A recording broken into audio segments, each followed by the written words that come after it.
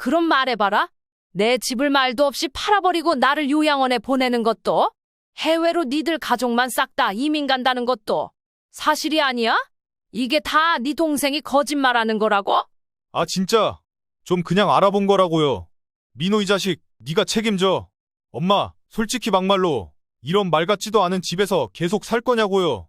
나는 좀 현대식으로 세련되게 좋은 방법을 말한 거라고요. 네가 말한 그 세련된 방법이 네 엄마 요양원에 쳐놓고 네 마누라랑 네 자식 챙겨서 해외로 내빼는 거야? 갑자기 여기 내려와서 같이 살겠네. 도장 좀 찍어달라는 둥 살살거릴 땐 언제고 뒤에서 이런 무서운 일을 생각하고 있었어? 큰아들은 이 말에 움찔거리면서도 마땅하게 대꾸를 못하고 있었습니다. 이미 어느 정도 진행되고 있는 일이었고 아예 아니라고 말하기도 애매한 시기였기 때문입니다. 너 말이야. 너는 정말 금수만도 못한 놈이야. 아픈 네 동생한테까지 신세져가면서 살아놓고 우리는 어떻게 살라고 그런 일을 벌여? 너는 너 같은 건 이제 내 아들도 뭣도 아니야. 나는 이제 너에 대한 모든 걸 다 포기하고 싶다. 이때 정 씨의 분위기가 평소와 같지 않은 것을 눈치챈 큰아들은 악을 쓰던 중에 조금은 당황한 듯 했습니다. 큰아들은 눈을 크게 뜨며 정 씨를 바라봤습니다. 엄마, 잠깐만요. 일단 일들이 어느 정도 진행은 되고 있는데 이게 꼭 그렇게 다 나쁜 건 아니라고요. 처음부터 얘기하면 엄마는 당연히 대출 안 해줄 거잖아요. 나 이제 말하는 거지만 아직 사업빚도 있고 그리고 애엄마랑 애들만은 진짜 번듯하게 키우자고 약속했다고요. 너랑 네 마누라랑 네 자식들 잘 먹고 잘 사는데 내가 무슨 죄를 지었다고 내 말년을 니들한테 담보 잡혀야 해? 누가 잘 먹고 잘 살지 말래? 니들 힘으로 하면 되잖아. 막말로 남이면 이런 일 눈 뜨고 못 저질러. 네가 지금 내 자식이라고 이런 일 벌인 거 아니야. 큰아들은 정 씨의 단호한 태도에 더 이상 변명할 수 없었고 우선은 축사를 급히 떠났습니다.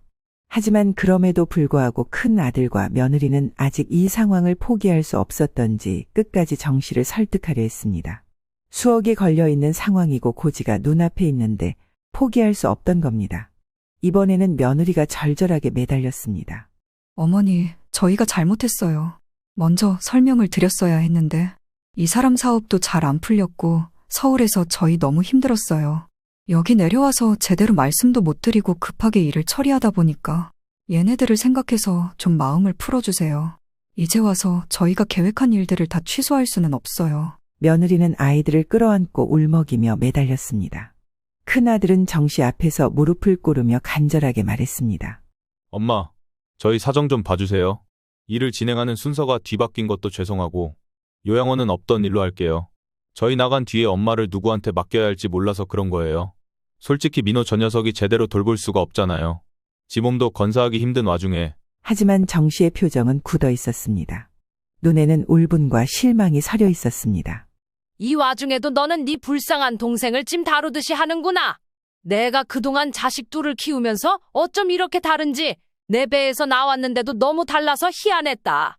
자식 하나 살리자고 다른 자식 하나를 숨도 못 쉬게 만들었고 그게 결국 나까지 못 살게 만드는구나. 지난 여름 큰 아들네 가족이 대뜸 들어와 정 씨에게 인사를 했을 때만 해도 이후에 어떤 일이 벌어질지 정 씨 입장에서는 전혀 상상할 수 없었습니다.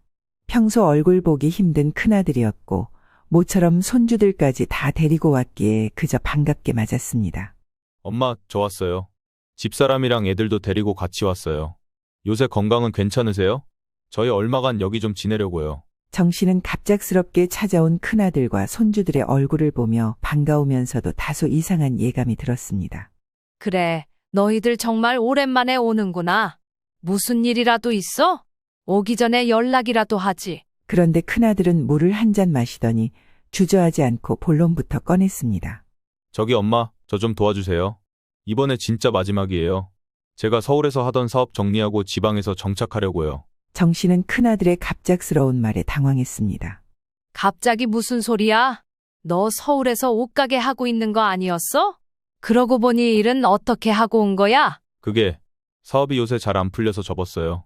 대신 지방에서 제대로 한번 시작해 보려고요. 이쪽에 엄마 땅 있잖아요.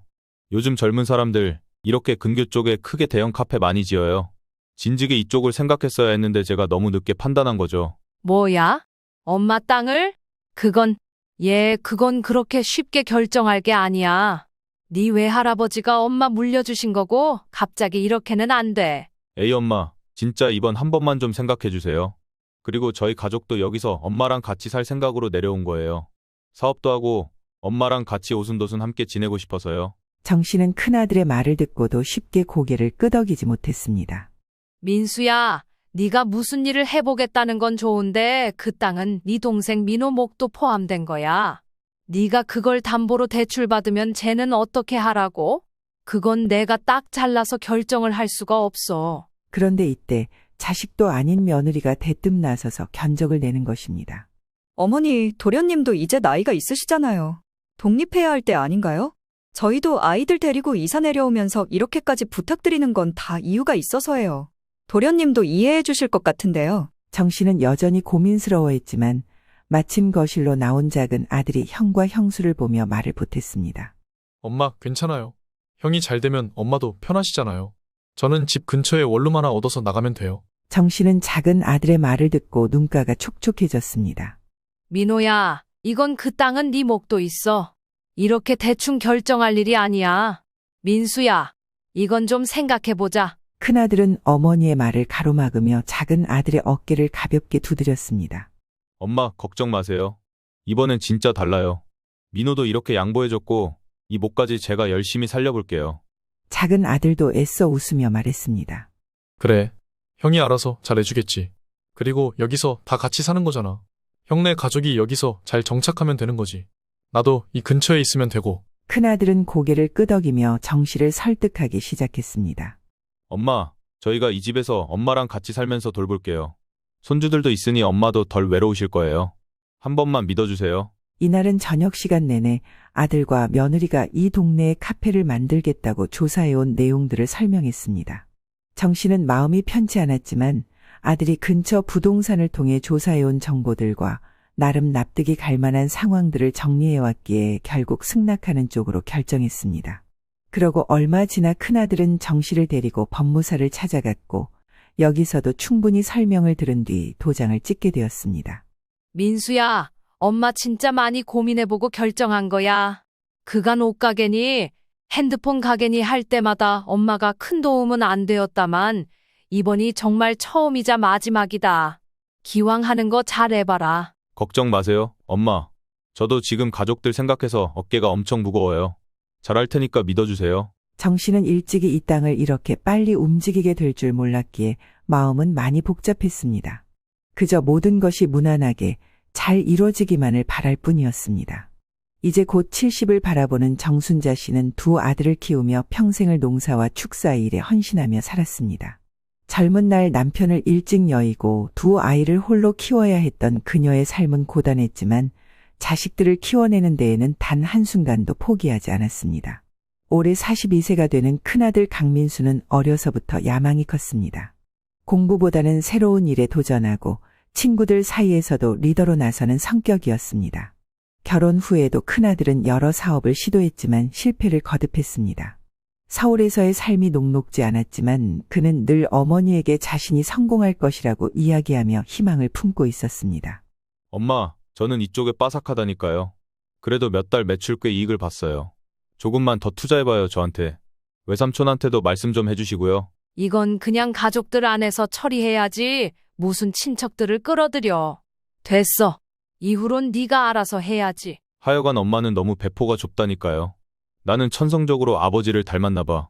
아니, 외할아버진가? 그래서 외할아버지는 자식들한테 재산도 척척 물려주셨잖아요. 큰아들은 매번 사업할 때마다 정 씨를 설득하며 자신감을 보였지만 그 이면에는 압박감과 불안감도 엿보였습니다. 반면 큰아들과 나이 차이가 7살이 나는 둘째 아들 강민호는 아주 조용하고 내성적인 성격이었습니다. 작은 아들은 어릴 적 교통사고로 한쪽 다리에 문제가 생겼고 걷는데 큰 어려움을 겪었습니다. 이로 인해 활동적이고 활발했던 큰아들과 달리 작은 아들은 주로 정 씨 곁에서 머물며 지방에서 평화로운 삶을 살았습니다. 작은 아들은 성격이 순하고 착실해 어머니의 손발이 되어 농사일과 축사 일을 도왔고 마을 사람들과도 화목하게 지냈습니다. 그런 작은 아들이 정 씨는 늘 마음에 걸렸던 것입니다. 민호야, 너도 나가서 이제 너의 길을 찾아야 하지 않겠니? 평생 엄마 곁에 있을 수는 없잖아. 엄마, 저는 지금 이게 좋아요. 우리 집에는 저와 달리 머리 좋은 형도 있고 저 하나 정도야 이렇게 편히 살아도 되죠. 작은 아들은 정 씨의 걱정을 늘 별일 없는 듯 아주 가볍게 넘겼지만 속으로는 어머니의 노후와 형의 상황을 항상 염려하고 있었습니다. 반면 큰아들은 작은 아들을 대하는 태도에서 늘 우월감을 드러내는 듯했습니다. 작은 아들의 다리 장애를 이용해 마치 자신이 더 유능한 사람이라는 인식을 심으려 했습니다. 민호 너 말이야. 네가 농사나 축사 일은 잘하지만 인생은 그렇게 단순하지 않아. 뭔가 더 도전하고 나가서 경험도 해야지. 남자가 언제까지 이런 지방에 처박혀 있을 거야. 형, 나는 지금도 만족해. 이렇게 엄마 곁에 있는 거 좋아. 이 지역에는 내 또래 사람들도 있어야지. 다들 서울로 나가면 어른들은 어떡해. 이게 내 숙명이라고 생각해. 작은 아들은 형의 무시를 대수롭지 않게 여기는 듯했지만 속으로는 서운함을 느끼곤 했습니다. 그래도 작은 아들은 형을 항상 존경했고 형의 어려움을 자기 일처럼 여겼습니다.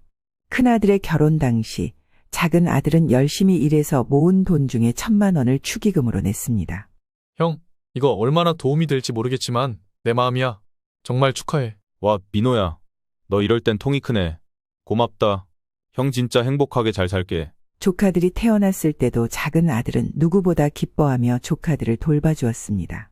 조카들이 시골에 놀러 오면 작은 아들은 절뚝거리며도 함께 뛰어놀며 웃음을 주었습니다.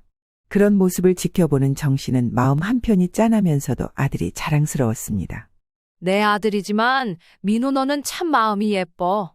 형도 잘 챙겨주고 조카들도 네 자식들처럼 이렇게 예뻐하고 말이야. 엄마, 형의 애들은 나한테도 자식이나 마찬가지죠. 나는 진짜로 얘네들이 너무 예뻐요. 잘해주고 싶어요. 작은 아들은 어머니와 형을 위해 자신을 희생하는 삶을 당연하게 여겼습니다. 하지만 그런 작은 아들의 마음을 큰아들은 깊이 이해하지 못했습니다. 큰아들은 동생을 언제나 은근히 무시했고 눈에 보이지 않는 동생의 희생을 당연한 것으로 받아들였습니다. 그걸 지켜보는 정 씨는 여러모로 마음이 무거웠습니다. 형제 간의 성격 차이가 크다 보니 늘 어딘가 한쪽으로 크게 기울어지는 모습이었습니다. 큰아들은 적극적이고 도전적인 성격으로 끊임없이 새로운 일을 꿈꿨고 작은 아들은 형과 어머니를 위해 묵묵히 자신을 희생하며 살았습니다. 그런 와중에 큰아들이 저렇게 대천 부탁을 해왔던 것입니다. 차도 2대나 끌고 왔고 그 안에는 이미 여기서 함께 살기로 작정한 듯 짐들이 가득 차 있었습니다. 평소 연락도 잘하지 않고 조용하던 며느리는 자기 남편의 사업 때문인지 몰라도 정 씨에게 무척 살갑게 대하는 것입니다. 저희가 여기서 할 일이 정말 많아요, 어머니. 그래도 다 같이 어울려 살면 좋죠. 저는 그런 땅이 있는 줄도 몰랐고 이 사람이 얘기해줘서 알았어요. 한번 열심히 해볼게요. 정말 감사해요. 이후로 1달가량 한 집에서 사는 동안 큰아들과 며느리는 점점 바빠졌습니다. 손주들은 아직 어려서 이쪽에 있는 어린이집에 임시로 다니게 되었고 부부는 사업 때문에 바쁘다면서 매일 새벽같이 나가고 저녁 늦게 들어왔습니다. 그리고 기분 탓인지 모르겠지만 큰아들은 어머니의 땅을 담보로 대출을 받은 후 묘하게 태도가 변하기 시작했습니다. 이제 카페 준비에 집중해야 하잖아요. 엄마 조금만 이해해 주세요. 그래. 근데 내가 지금 일하면서 애들 보는 게 보통 일이 아니다. 니들 할 일은 해가면서 나한테 부탁을 해야지. 큰아들과 며느리는 카페 사업을 준비한다는 핑계로 손주들을 은근히 정 씨에게 맡겼던 것입니다. 정 씨는 집에서 혼자 손주들을 돌보며 점점 지쳐갔습니다. 심지어 며느리는 이런 지적에 대해서는 시원하게 답을 하지 않고 피해갔습니다. 외려 정 씨의 집이 낡았다며 불평을 늘어놓았습니다. 화장실이랑 너무 불편하네요. 어머니도 집 좀 고치시지. 너무 좁고 추워요. 새벽에 불이 막 꺼지고 물도 안 내려가던데요? 정 씨의 집은 작은 아들 민호와 둘이 살면서 방 2개만 사용했고 화장실도 하나만 썼습니다. 집은 넓은 편이었지만 이제 한 가정이 같이 오다 보니 모든 방과 화장실 2개를 다 써야 했던 것입니다. 평소 건드리지 않고 돌보지 않았던 공간에 대해 며느리는 불평을 늘어놓고 있었습니다. 그러다 보니 어찌어찌 아주 자연스럽게 정 씨는 안쪽의 좁은 방으로 옮겨갔고 큰아들과 며느리는 정 씨가 평소 사용했던 넓은 안방에서 아이들과 자게 되었습니다. 어느새 큰아들과 며느리는 새끼 밥조차 정 씨가 차려주는 것으로 먹고 설거지조차 하지 않았습니다. 그나마 큰아들이 눈치껏 생활비라고 200만 원을 주기는 했지만 정 씨는 갑자기 달라진 생활이 불편했습니다. 그나마 불행 중 다행인 것은 작은 아들이 간간히 집에 들렸다는 것입니다. 한눈에 이 상황을 알아차렸고 어머니와 조카들을 돌보며 손을 보탰습니다. 그러면서 작은 아들은 형의 가족을 위해 희생하는 자신이나 어머니의 모습을 보며 답답함을 느꼈습니다. 정 씨가 밥을 차리느라 허리까지 아프게 움직이는 모습을 보며 작은 아들은 마음이 무거웠습니다. 엄마, 형은 요즘 왜 이렇게 바쁜 거예요? 그러게 말이다. 카페 준비를 한다더니 요즘은 무슨 일을 하는지 나도 모르겠어. 한 몇 달 여기 있다가 이제 저들끼리 나가서 살라고 할까봐. 그 카페인지 뭔지 근처에 얻으면 될 거 아냐. 이 말을 들은 작은 아들은 묵묵히 어머니를 위해 식사를 챙기고 난방도 잘 되지 않는 방에 전기장판과 보온팩을 가져다 놓으며 정 씨를 보살폈습니다. 엄마, 제가 장도 봐왔어요. 오늘은 제가 밥 할게요. 애들도 있으니까 소고기 묵국으로 끓일까요? 얘네 매운 거 못 먹으니까요. 이 말에 정 씨는 또 왠지 모를 울컥함을 느꼈습니다. 어이고, 민호 이 녀석아. 진짜 너 없으면 어쩔 뻔했냐 나는. 네 형이 너를 딱밤만 닮았으면 얼마나 좋겠어. 아주 한시도 가만히 있지 못하고 저렇게 통통 뛰어다니고 도통 누구를 보살필 줄을 몰라. 장가 가서도 저러니 원. 한 번은 정 씨가 이 부분으로 큰아들을 야단쳤고 잠잠히 있던 큰아들은 오히려 작은 아들에게 쌀쌀맞게 대했습니다. 정 씨가 잠깐 자리를 비운 사이 밥을 준비하고 있는 작은 아들에게 이렇게 쏘아붙였습니다. 민호야, 네가 엄마랑 잘 지내는 건 좋은데 너무 나대지 않았으면 좋겠다. 내가 지금 보통 바쁜 게 아니잖아. 가족들에 대한 짐을 어깨에 짊어지고 있다고. 나도 내 나름 충분히 엄마한테 효도하고 있거든? 그냥 그 정도 하고 너는 네 집으로 얼른 가. 아, 그래. 미안해, 형. 내가 너무 나섰나 봐. 일단 오늘은 여기까지만 하고 갈게. 작은 아들은 속으로 형에게 서운함을 느꼈지만 어머니를 위해 차마 반박하지 못했습니다. 그런데 정 씨의 큰아들 부부가 마을로 내려온 뒤 정 씨는 점점 이상한 소문을 듣기 시작했습니다. 큰아들이 카페를 준비한다며 여러 군데를 돌아다니는 동안 마을 어른들은 이들의 무례한 태도와 행동에 불만을 쏟아냈습니다. 이봐요, 순자씨. 큰아들이 여기 와서 카페 한다고 하더니 왜 그렇게 주차를 아무데나 하고 다녀? 우리 집 앞에 차 세워놓고 몇 시간을 안 빼서 꼼짝없이 갇혀 있었잖아. 그러게 말이에요. 이 사람 그날 얼마나 속이 터졌는지 몇 번을 전화해도 안 받아. 게다가 늦게 후다닥 뛰어와서는 사과도 안 하고 차에 올라타더라고요. 어른한테 그렇게 하는 게 어딨어? 내가 이 집 큰 아들인 걸 알아봐서 망정이지. 정 씨는 마을 어른들의 이야기를 들으며 얼굴이 뜨거워졌습니다. 아이고, 제가 미처 신경 못 썼네요. 죄송해요. 애들이 바쁘다 보니 그랬나 봐요. 제가 한번 말해볼게요. 그러나 이런 불만은 단순히 주차 문제에 그치지 않았습니다. 마을 주민들은 점점 더 큰아들 부부에 대한 불만을 쏟아냈습니다. 그 큰아들 부부가 길가에 가구며 자재를 쌓아놔서 다른 차들이 통행도 못해요. 이런 식이면 어쩌자는 건지. 순자씨, 아들한테 말 좀 잘해줘요. 저기 순자씨, 큰아들 내가 뒷산길에서 막걸리 잔치를 벌인 것 같던데 밤새 얼마나 시끄럽던지. 게다가 남의 집 축사 앞에 쓰레기를 그대로 놔두고 갔다던데 마을 사람들이 치우는 게 말이 돼요? 그 집 며느리 불러다 야단쳤더니 외려 짜증을 내더라고. 정 씨는 점점 가슴이 답답해졌습니다. 참다 못해 큰아들에게 조심스럽게 물었습니다. 민수야, 너희 요새 카페 준비로 바쁜 건 알겠는데 마을 사람들 불편하게 하면 안 되지. 어른들이 니네 왔다고 예쁘게 보고 있는데 이렇게 민폐를 끼치고 다니면 어떡해. 큰아들은 민망했던지 퉁명스럽게 대답했습니다. 알겠어요. 어른들도 참 그런 게 불만이면 직접 말을 하시던가. 이장님도 그새 성격 엄청 괄괄해지셨던데요. 아무튼 알아서 할게요. 정 씨는 속으로 한숨을 내쉬며 더는 말을 잇지 못했습니다. 그러나 이런 일은 계속되었습니다. 큰아들은 카페를 준비한다며 마을 곳곳을 돌아다니면서도 사람들과는 단절된 모습을 보였습니다. 그러다 보니 마을 주민들 사이에서 큰아들 부부에 대한 불만은 점점 커져갔습니다. 정 씨는 이웃들의 이야기를 들으며 얼굴이 굳어졌습니다. 큰아들 부부에게 여러 번 주의를 줬지만 돌아오는 건 짜증 섞인 반응뿐이었습니다. 아, 진짜. 엄마, 우리도 여기서 잘 내보려고 하는데 왜 자꾸 잔소리해요? 이거 다 카페 준비하려고 하는 거잖아요. 너무 갑갑하게 구시네 다들. 큰아들의 말은 점점 정 씨의 가슴을 답답하게 했습니다. 엄마, 솔직히 여기 사람들 너무 고리타분해요. 저희가 다 알아서 할 테니까 그냥 신경 끄세요. 그런 말들 다 무시하면 되잖아요. 엄마는 애들이랑 집에 계시면 돼요. 민수야, 이 동네에서 장사하겠다면서? 그러면 이 동네 사람들과 싸우고 척지면 절대 안 돼. 너만 손해라고. 정 씨는 이런 일이 계속될수록 큰아들을 믿고 맡긴 땅과 집에 대한 불안감이 커져갔습니다. 이 모든 상황이 잘못된 방향으로 흘러가고 있다는 것을 느꼈습니다. 그러던 어느 날 작은 아들은 부동산에 볼 일이 있어 들렀다가 형이 카페를 차리겠다고 했던 장소에 대해 물어보았습니다. 안녕하세요, 사장님. 저희 형이 카페 차리려고 받은 공간이 있는데 이번에 제가 좀 같이 보고 싶어서요. 여기 와서 상담했다고 하던데 정확히 주소가 어떻게 되나요? 한번 가보려고요. 형이랑은 사이가 좋지 않아 이런 자세한 내용을 들을 수 없고 그럼에도 내심 궁금했던지라 작은 아들은 한번 맘먹고 물어보았습니다. 그런데 부동산 사장은 의아하다는 듯 대답했습니다.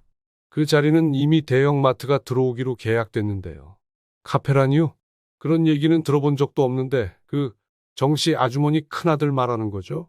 거기 안 그래도 요새 말이 많던데. 나는 들은 얘기가 없어요. 이 말에 작은 아들은 놀라움을 감추지 못했습니다.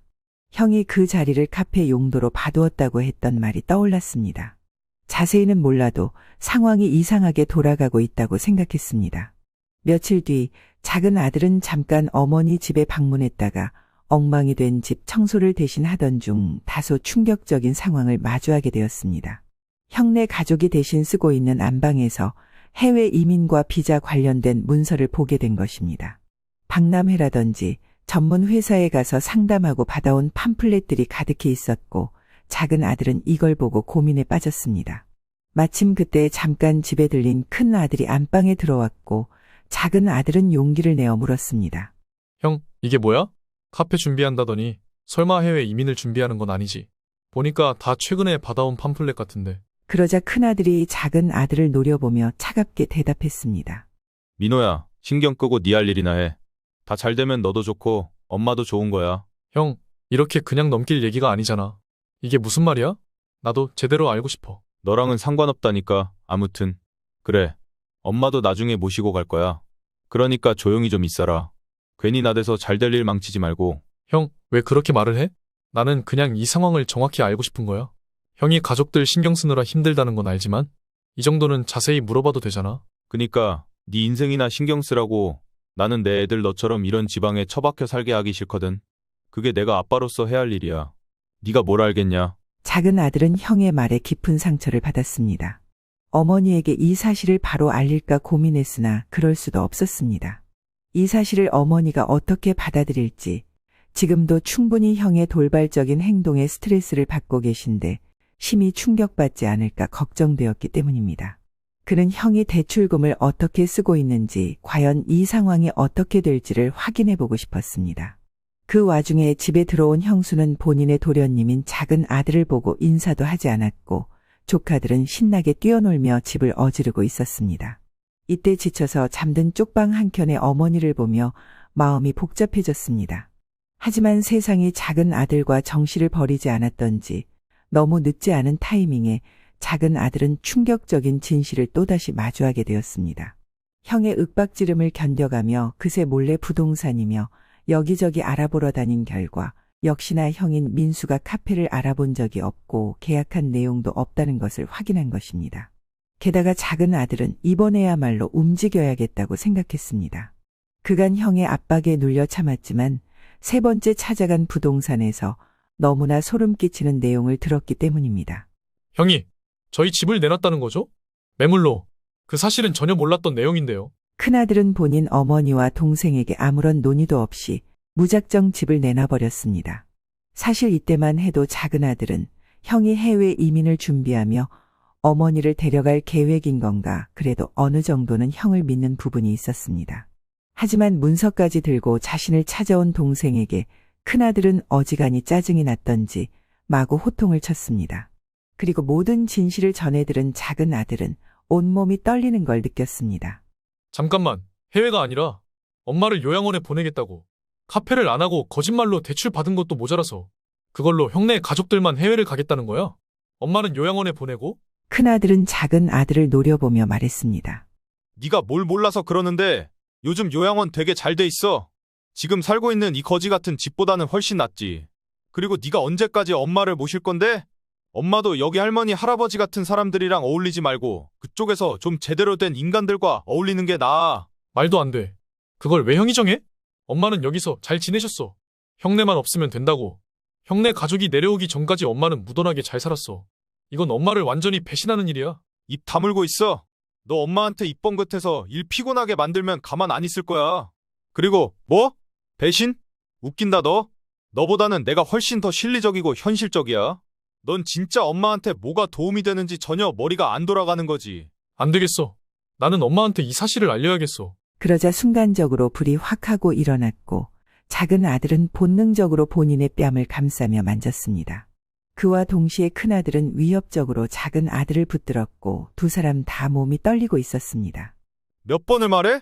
엄마는 이런 구질구질한 집에서 사는 게 더 불행한 거라고. 좋게 환경 바꿔준다는데 왜 네가 나대? 까불래 진짜? 형, 이건 엄마를 불행하게 만드는 일이야. 엄마를 이렇게 힘들게 하고 가서 형은 잘 살 수 있을 것 같아. 불행 같은 소리 안 해? 네 걱정이나 해? 객관적으로 네 조카들부터 생각해봐. 얘네들은 해외에서 제때 교육받아가며 멀끔하게 키울 거야. 내가 내 자식들을 너처럼 이런 시골 총구석에서 썩어가게 둘 거 같냐? 이 말에 작은 아들은 자기도 모르게 눈물이 터져 나올 것 같았습니다. 형이 자기를 어떻게 여기고 있는지 이때야말로 확실히 알 수밖에 없었던 것입니다. 본인도 이곳에서 자라고 싶어서 자랐던 게 아닙니다. 사고가 있었고 다리를 절게 되었고 형을 따라 서울로 나가 생활하기에는 많은 제약이 있었습니다.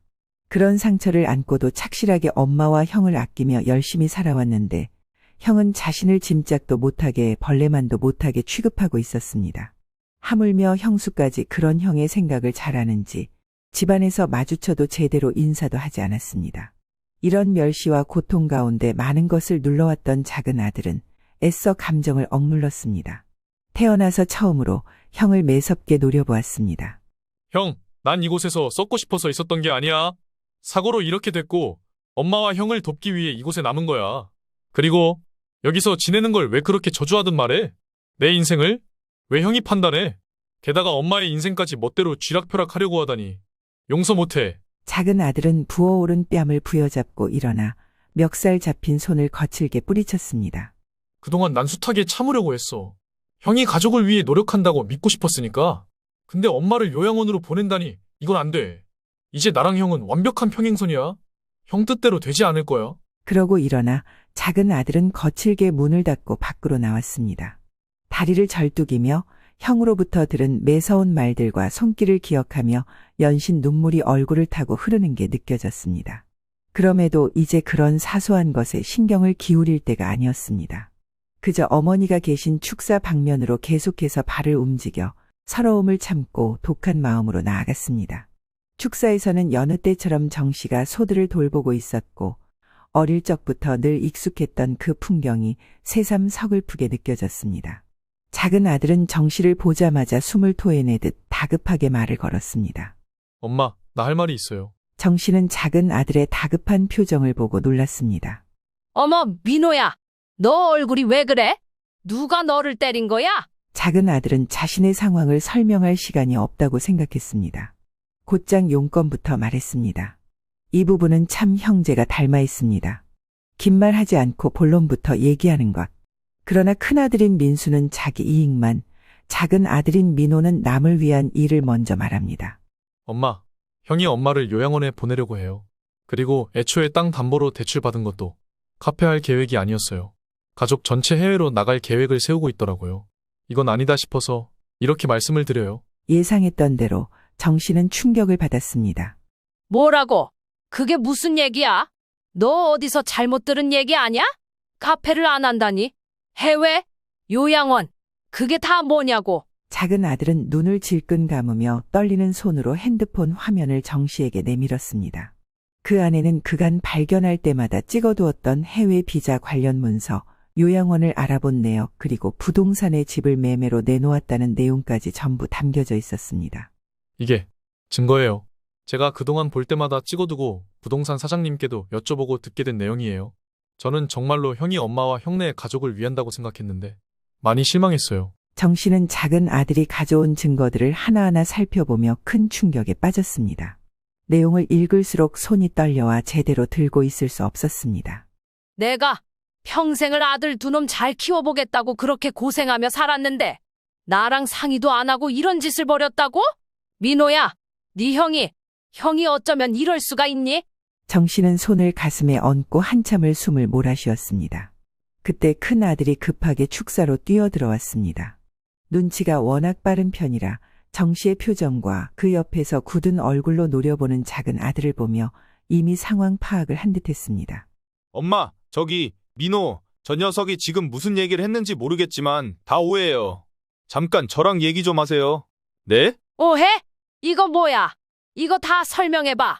너 좀 이상했어. 그래도 하도 난리를 치길래 엄마가 그간 말 안 하고 참고 있었는데 뒤통수를 쳐도 유분수지. 지금 뭐 하자는 거냐? 뭐가 이렇게 다 엉망진창이야? 뭐? 요양원? 큰아들은 당황하며 거칠게 숨을 내쉬었습니다. 엄마 진정해요. 그건 단순히 알아본 거예요. 엄마 편히 모시려고 준비만 해둔 거예요. 아직 결정한 건 아니라고요. 작은 아들은 더 이상 참을 수 없었습니다. 형, 진짜 추하다. 나 지금 엄마한테 모든 걸 다 말했어. 이제 더 이상 발뺌할 수 없어. 변명하지 말고 이제 뒷일을 생각하는 게 좋을 거야. 큰아들은 작은 아들을 노려보며 성을 냈습니다.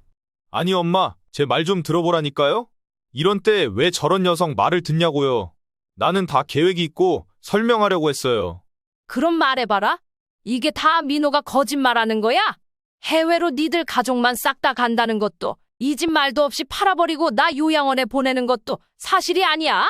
그럼 사실이 아니라는 것도 네가 엄마한테 확인을 시켜줘봐. 큰아들은 머리를 마구 휘집으며 짜증을 냈습니다.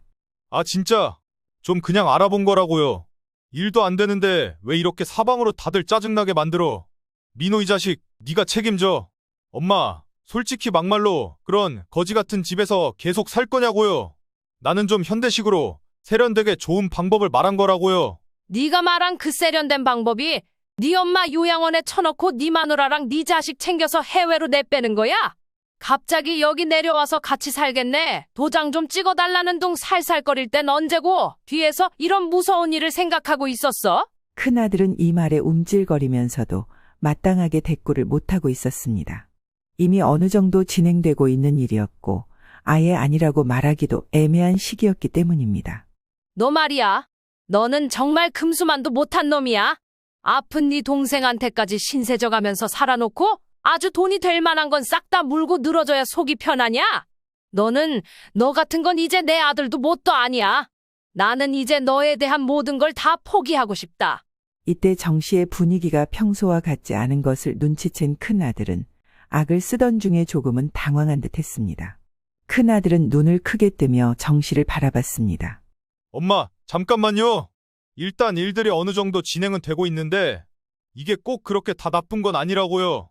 처음부터 얘기하면 엄마는 당연히 대출 안 해줄 거잖아요. 나 이제 말하는 거지만 아직 사업빚도 있고 그리고 애엄마랑 애들만은 진짜 번듯하게 키우자고 약속했다고요. 너랑 네 마누라랑 네 자식들 잘 먹고 잘 사는데 내가 무슨 죄를 지었다고 내 말년을 그렇게 니들한테 담보 잡혀야 해? 누가 잘 먹고 잘 살지 말래? 니들 힘으로 하면 되잖아. 니들은 남보다도 짐승만도 못한 것들이야. 큰아들은 정 씨의 단호한 태도에 더 이상 변명할 수 없었고 우선은 축사를 떠났습니다. 하지만 그럼에도 불구하고 큰아들과 며느리는 아직 이 상황을 포기할 수 없었던지 끝까지 정 씨를 설득하려 했습니다. 이번에는 며느리가 절절하게 매달렸습니다. 어머니, 저희가 잘못했어요.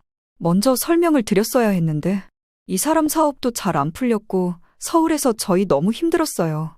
여기 내려와서 제대로 말씀도 못 드리고 급하게 일을 처리하다 보니까 얘네들을 생각해서 좀 마음을 풀어주세요.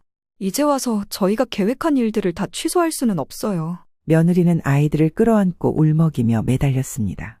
큰아들은 어머니 앞에서 무릎을 꿇으며 간절하게 말했습니다. 엄마, 저희 사정 좀 봐주세요. 순서가 뒤바뀐 것도 죄송하고 요양원은 없던 일로 할게요. 저희 나간 뒤에 엄마를 누구한테 맡겨야 할지 몰라서 그런 거예요. 민호 저 녀석이 제대로 돌볼 수가 없잖아요. 지 몸도 건사하기 힘든 와중에. 하지만 정 씨의 표정은 굳어 있었습니다. 눈에는 울분과 실망이 서려 있었습니다. 이 와중에도 너는 네 불쌍한 동생을 찜 다루듯이 하는구나. 내가 그동안 자식 둘을 키우면서 어쩜 이렇게 다른지 내 배에서 나왔는데도 너무 달라서 희한했다. 자식 하나 살리자고 다른 자식 하나를 숨도 못 쉬게 만들었고 그게 결국 나까지 못 살게 만드는구나. 그때 누군가 배를 눌렀고 문 앞에는 정 씨의 동네 이웃과 이장님 그리고 작은 아들이 있었습니다. 이분들과 같이 가서 위임장 도장 찍었던 것 다 없던 일로 할 거다. 내가 이렇게 눈 멀쩡히 뜨고 다 뺏길 수는 없지. 그리고 용달차도 불러놨어. 니들 짐 갖고 싹 나가라. 이 말에 사색이 된 큰 아들과 며느리는 정 씨를 붙들고 난리가 났지만 이때 현관에 들어선 동네 이웃들이 그들 사이를 헤쳐놓았습니다. 정 씨와 작은 아들은 이 상황을 본인들 둘만으로는 해결할 수 없다는 걸 알았기 때문입니다.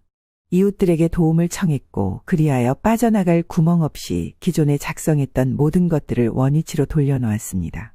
이 과정 안에서 큰 아들 부부는 반발이 심했고 몇 번이나 고성이 오갔지만 정 씨는 보통 각오를 한 게 아니었습니다. 이런 때마다 한쪽 다리를 부여잡고 다른 한 손으로는 엄마의 손을 매만지는 작은 아들을 보니 그저 눈물이 흐를 뿐이었습니다. 내가 저 녀석들 다 고소해서 집어넣는 한이 있어도 이 일은 제대로 끝내고 말 거야. 그리하여 결국 큰아들네 가족들은 모든 계획을 실패하고 원점으로 되돌린 채 이 집을 떠나게 되었습니다. 구질구질한 모습으로 뭐가 또 미련이 남았는지 큰아들이 정 씨에게 인사라도 하겠다는 걸 정 씨는 등지고 조용히 말했습니다. 다시는 여기 얼씬도 하지 마. 네가 나를 요양원에 보내려고 했던 그 순간 우린 이미 남남이 됐어. 부모 자식이고 뭣도 아니야. 나한테 아들은 하나밖에 없어. 정 씨는 큰아들과 며느리를 내쫓은 뒤 동네 이장님을 통해 변호사와 상담했고 작은 아들을 불러 재산 일부를 미리 증여하겠다고 선언했습니다. 민호야, 안 그래도 고단한 삶에 엄마랑 형 챙긴다고 매번 고생만 했지. 이제는 너가 편안하게 살 수 있도록 해주고 싶어. 엄마, 저는 그런 거 필요 없어요. 저도 충분히 일하면서 모았고 이제 그런 건 다 지긋지긋해요. 엄마 쓰고 싶은데 쓰세요. 너 엄마랑 평생 살면서 효도하겠다고 했잖냐? 효도하려면 힘이 있어야 하고 돈도 있어야 해. 엄마를 위한 거라고 생각하고 그냥 받아도 그 돈으로 엄마한테 효도하면 되잖아. 네가 번 돈은 너를 위해서 써. 그래야 서로서로 미안할 일도 없고 불편할 일도 없어. 그리하여 작은 아들은 고민 끝에 정 씨의 뜻을 받아들였습니다. 한편 큰 아들은 본인 엄마의 땅을 통해 빚을 갚고 해외로 나가려던 계획이 수포로 돌아가면서 빚더미에 앉았습니다. 안 그래도 빚이 있었던 와중에 대출금으로 해결도 하고 해외도 나가려고 했던 건데 다 무산되어 버린 겁니다. 결국 사업도 정리하지 못한 채 고립되었고 며느리와의 관계도 악화되어 이혼 위기에 놓였습니다. 염치도 모르는 큰아들은 다시금 정 씨 곁으로 돌아가려고 했으나 정 씨는 이번에야말로 아들을 차단했습니다. 누구신지? 그런 사람 모릅니다.